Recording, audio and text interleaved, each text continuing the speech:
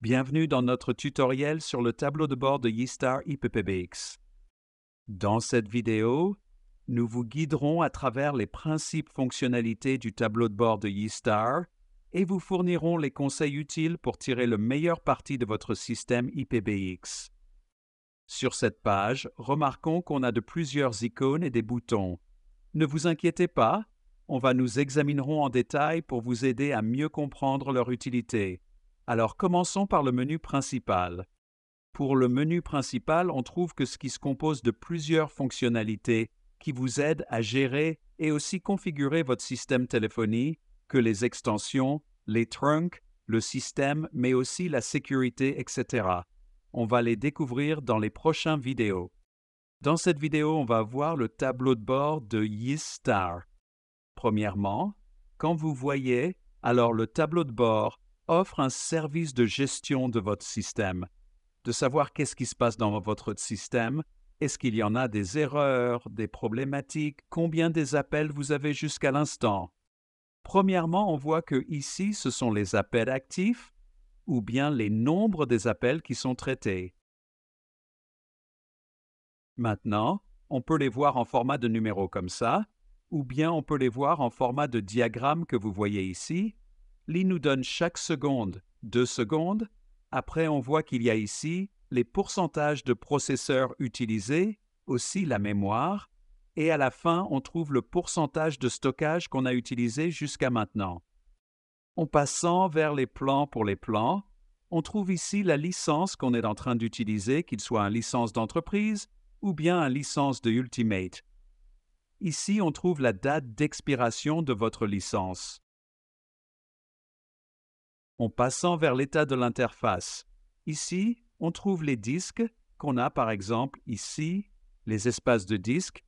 On n'a pas encore utilisé jusqu'à l'instant, normalement, ça dépend de votre serveur.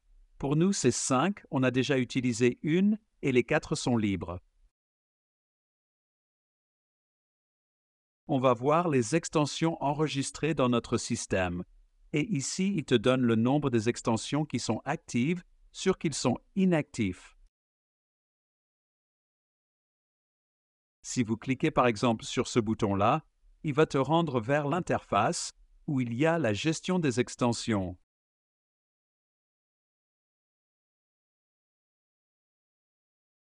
Ici, on trouve les SIP trunks qui sont disponibles.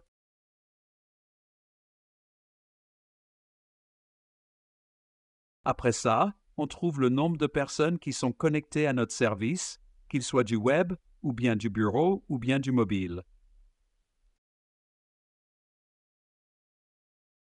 On passe vers notre dernière porte où il y a le sauvegardage planifié. Ici, vous pouvez planifier votre sauvegardage.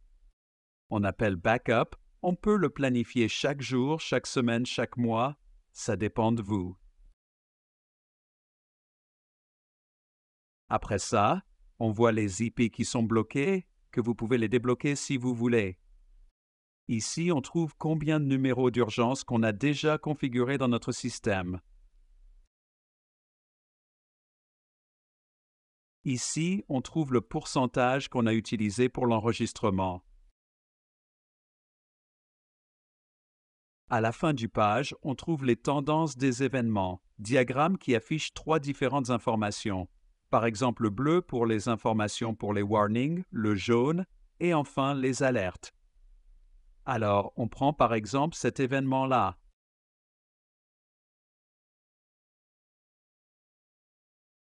Ah oui, j'ai oublié de mentionner que vous pouvez le configurer ça.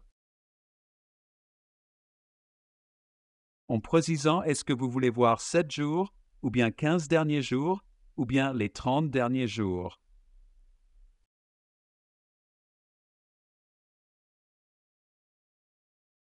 Après ça, on va prendre par exemple ce jour-là, où il montre toutes les alertes qu'on a reçues lors de ce jour-là.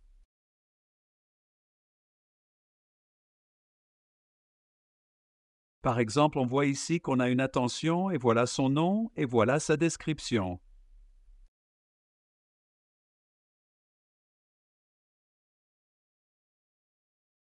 C'est tout pour ce vidéo-là.